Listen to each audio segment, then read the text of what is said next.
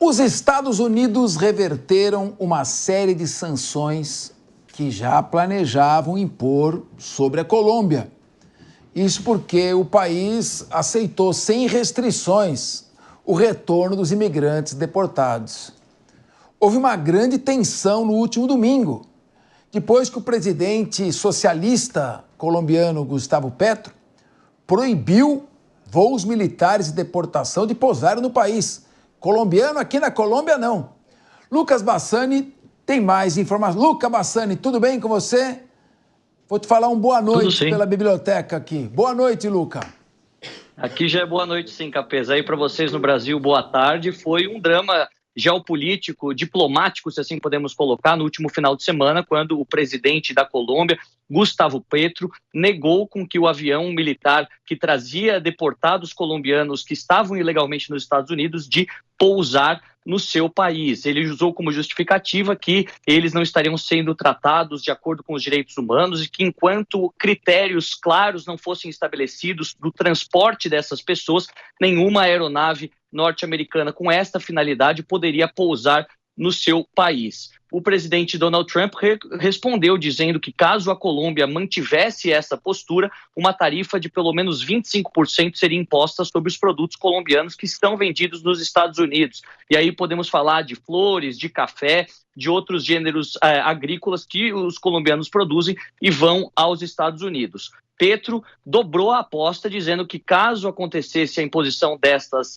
tarifas, também colocaria tarifas de 25% dos produtos americanos na Colômbia. Aquilo que vemos que nesta queda de braço diplomática, o lado mais forte venceu, já que depois de novas conversas, a Colômbia aceitou receber os aviões com os deportados colombianos no seu território, de acordo com aquilo que os americanos tinham estabelecidos, e todas as tarifas por hora foram suspendidas. A gente vê que vai ser um drama talvez recorrente entre governos que sejam mais ligados à esquerda e o governo Donald Trump, porque exatamente diferem dessas questões relacionadas a como deve ser feito o transporte desses imigrantes ilegais. Isso pode se repetir no Brasil, no Chile, no próprio México, que também tem governos de centro-esquerda, de esquerda, neste momento.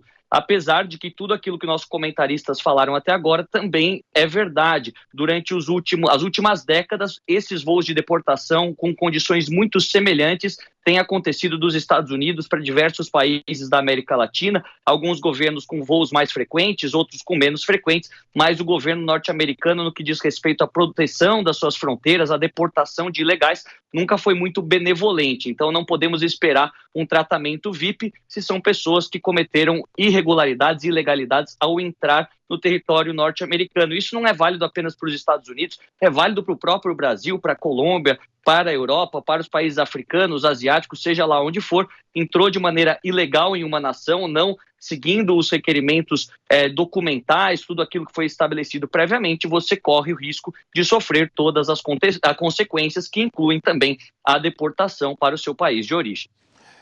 Luca, o Gustavo Petro rosnou, mas na verdade era cachorro sem dente, então teve que recuar. Em meio à ofensiva dos Estados Unidos contra os imigrantes, a presidente de Honduras, Xiomara Castro, convocou para esta quinta-feira uma reunião de emergência de presidentes da Comunidade de Estados da América Latina e do Caribe. O que esperar dessa importante reunião, Luca? Xiomara Castro, que inclusive é a mulher de Manuel Zelaya, o presidente antigo de Honduras, que também já ficou escondido na Embaixada Brasileira, uma história bem antiga, talvez os amantes de geopolítica se lembrem. Bom, ela disse que é necessário uma reunião emergencial da CELAC, a Comunidade dos Estados Latino-Americanos e Caribenhos, que agora é presidido pela Colômbia, para discutir como que o continente, como os países, melhor dizendo, da América Latina responderão a essas medidas de Donald Trump. Vale dizer que dos cerca de 12, 13 milhões de imigrantes ilegais que estão nos Estados Unidos, alguns estudos calculam que de 8 a 10 milhões são cidadãos de países latino-americanos. A grande maioria do México, El Salvador, Guatemala, Honduras, Haiti, Colômbia, Brasil, entre tantos outros. Os brasileiros são estimados entre 300 mil e 400 mil. Então, A reunião da CELAC, ela pretende discutir estratégias em conjunto de como responder a Donald Trump e também ao seu novo secretário de Estado, que também é latino. Marco Rubio, filho de imigrantes cubanos, nascido na Flórida, fará o seu primeiro giro pela América Central, pela região do Caribe, durante a próxima semana e discutirá com países aliados todas essas questões. Apesar da CELAC muitas vezes se colocar de forma unida perante problemas regionais, muito provavelmente nós não teremos a elaboração de um documento que seja convergente por todos os países. E por que eu digo isso? Porque há governos que são muito próximos de Donald Trump ideologicamente e outros mais distantes. Dentre os governos próximos, poderíamos ressaltar o governo do Paraguai, com o presidente Penha, ou até mesmo do governo da Argentina, com Javier Milei, que esteve na posse de Donald Trump, e governos muito distantes, como é o caso de Gustavo Petro da Colômbia, o presidente Lula do Brasil e até mesmo Cláudia Sheinbaum do México, que seguem uma outra vertente ideológica. Então, provavelmente seja apenas uma reunião de caráter simbólico para discutir esses problemas que são conjuntos, mas não consiga mudar de fato tudo aquilo que os Estados Unidos estão se propondo a fazer com essa nova administração, já que foi uma das principais promessas de campanha, a promessa de deportar o maior número de imigrantes ilegais e que agora já começa a ganhar corpo nessa primeira semana com dezenas de voos saindo para países da América Latina. Você está em Munique, Luca? Sim, estou em Munique. Então tá, uma boa noite a você, muito obrigado aí pela sua participação.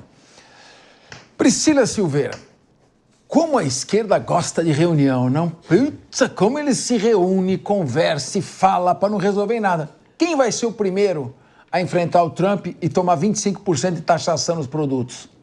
Capês, eu acho que, como bem aqui colocou o Luca Bassani, né, eles vão se reunir, mas eu não sei se teremos, de fato, uma pessoa mais corajosa, mais à frente dessas reuniões, para poder, digamos assim, peitar... O Gustavo Petro, podia ser, já não peitou? Então, acho que não teremos, ainda que nós tenhamos governos que sejam mais, né, na verdade, distantes de Trump, mesmo sendo distantes, eu não acho que nós teremos uma figura em especial tomando a frente para colocar aí aspas, né, peitar o presidente Trump. E aqui eu quero fazer um comentário. Eles têm o direito de se reunirem, né, Capês? Mas o problema é que o grande problema está no seguinte: o presidente Trump, ele não está errado em deportar essas pessoas. Ele está, na minha concepção e da lei, dentro do direito que lhe cabe. Agora, como a discussão aqui não é deportar, né? A nossa discussão aqui na mesa é a possibilidade de como essas pessoas chegam aqui. E eu acho que, trazendo tratados, e como bem colocou aqui o Kriegner, que nós já tínhamos, né, deportações anteriores que eram nos mesmos moldes. Então, a única coisa que me pega é o seguinte: não é porque tivemos antes que a gente não pode olhar para frente, né? Então, acho que a gente pode, dentro de um cenário. Agora, o grande problema é, será que isso não é político? Porque eu acabo, né, chegando num embale, assim, tipo, eu fico embaçada pensando, será que não é político? Será que só a partir de agora que o Trump realmente toma posse, que começa a se visualizar essas violações à dignidade humana? Então, eu só tenho este problema para poder trazer, né, tirar essa nuvem que me parece. Agora, fechando, não sei se nós teremos, como você me perguntou, uma pessoa com pulso firme para enfrentar o Trump, só que também a gente precisa lembrar o seguinte: diante do governo anterior, que era o Biden, ele perdeu um pouco o protagonismo. Então o Trump, ele está com essa garra, com essa fome para poder voltar ao protagonismo que era dos Estados Unidos e ficou um pouco afastado diante aí da presidência ou da ex-presidência do Joe Biden. Guilherme Mendes, o que esperar dessa reunião? Eu acho que, de fato, a América Latina tem que ficar atenta, sobretudo porque, como o Kriegner muito bem falou, vocês falaram em narrativa, a maior narrativa dessa questão da imigração, quem traz é o próprio Trump. Por quê? Se a gente comparar os números, como meus colegas falaram, e o Kriegner citou aqui o Obama versus Trump, ele deportou e deporta muito menos do que aqueles que não usam a bandeira da deportação como uma solução econômica. Então, quem cria uma grande narrativa de que vai deportar, vai purificar e vai mandar bandidos e a culpa dos desempregados é dos imigrantes, quem cria isso é o Trump. Porque, na prática, os números não mostram que o discurso dele guarda correlação com o que outros antecessores deportaram. Então, se de fato o imigrante é um problema para a economia americana, como ele diz, os outros foram mais competentes do que ele. Por quê? Porque deportaram mais. Então, é importante se perceber que, quando você tem uma primeira semana de governo, e aí todos aqueles temas, bota-se lá na mesa uma pilha de decretos, e assina, e caneta, e não sei o quê, todo aquele espetáculo. Na prática, não vira nada. Aí talvez pegaram agora, manda para a Colômbia, manda para o Brasil, manda para a Nicarágua. Ok, está se criando toda, exatamente como a doutora Priscila falou, está se criando toda uma mídia em torno do discurso, que será que vai de fato chegar ao final dos 4 anos de governo com números concretos, com mensurações, se de fato as deportações trouxeram a expectativa almejada? Eu creio que não. O que a gente tem são dados pretéritos. E quando a gente analisa esses dados, Trump foi um dos que menos deportou nos últimos 20 anos. Então, por que essa narrativa de o problema da América está nos imigrantes? E mais do que isso, a Priscila colocou um ponto muito bom. Não devemos olhar para trás e não devemos aceitar violações, se é que elas aconteceram antes e agora, simplesmente porque foram no governo passado ou foi no presidente democrata ou republicano. O que eu acho que nós temos que nos indignar. Se de fato essas pessoas passaram pelo que elas relataram, a gente tem que se indignar e tem que cobrar sim. E o que me incomodou só muito na fala de vocês é que me parece que vocês estão desconsiderando ou colocando no rol da narrativa depoimentos. Ninguém foi lá forçado a falar nada. As pessoas que estavam no avião contaram as suas histórias e o que passaram. Será que todos estavam mentindo? E se eles estavam mentindo, era em benefício de quem? Será que são todos politizados? Será que são todos estão ali trabalhando em prol dessa narrativa do governo? Será que todos estão cooptados, estão recebendo? Qual é a hipótese? Eu não sei qual é a hipótese. Eu prefiro acreditar que, de fato, nós vimos ali velhos, crianças, mulheres, negros, brancos. Será que todos combinaram essa versão? Todos iam contar a mesma história? Ou será que a gente pode acreditar que talvez tenha havido um ou outro excesso, uma outra violação, uma outra violência?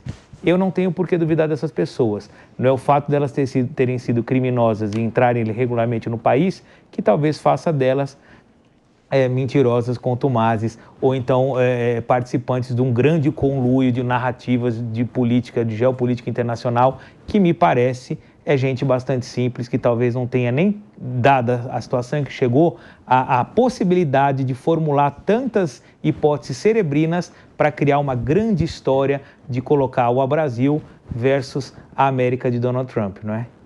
Henrique Kriegner, mas se os imigrantes estão lá contra a lei, se eles estão ilegalmente, se a lei permite que eles sejam deportados, e se o governo cumprir a lei determina a sua deportação, por que os governos estão esperneando tanto contra os Estados Unidos?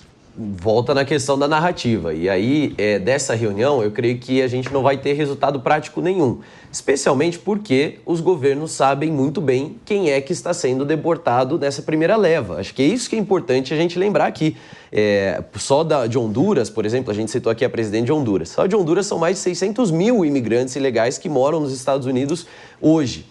E eles sabem que a primeira leva de imigrantes ilegais que está sendo deportada são imigrantes que cometeram outros crimes, além da imigração que a gente já falou. Então, agora um ponto que é importante colocar aqui, em consideração a fala do Guilherme, é que toda a narrativa do Trump nessa última campanha não foi que os imigrantes eram um empecilho para a economia. O que ele trouxe foi, existem as políticas da cidade santuário. Isso é importante a gente considerar. E são essas as cidades onde você tem tido as maiores batidas do ICE, né, que é esse departamento responsável por capturar os imigrantes ilegais e deportá-los. Então, o que são essas cidades santuários? Eram cidades que tinham políticas locais ali de recepção e proteção de imigrantes ilegais, em que muitos casos, quando esses imigrantes cometiam um crime, eles não poderiam ser devidamente punidos como cidadãos americanos, porque não são, e também não seriam deportados como imigrantes ilegais. Essas são as cidades santuários, havia uma proteção extra para eles. Nós estamos falando de pessoas que foram condenadas por abuso de menores, nós estamos falando de pessoas que tinham posse de arma ilegal, pessoas que cometeram outros crimes também, mas eram protegidas pelas políticas das cidades santuários. Esses é o que estão nessa primeira leva. No futuro, se começarem a fazer deportação daquele imigrante ilegal que trabalha, que está lá lá só vivendo sua vida, aí é uma outra discussão. Agora, nesse primeiro momento, são esses que estão sendo deportados. E são esses que estão vindo para os países da América Latina e que os próprios presidentes não querem.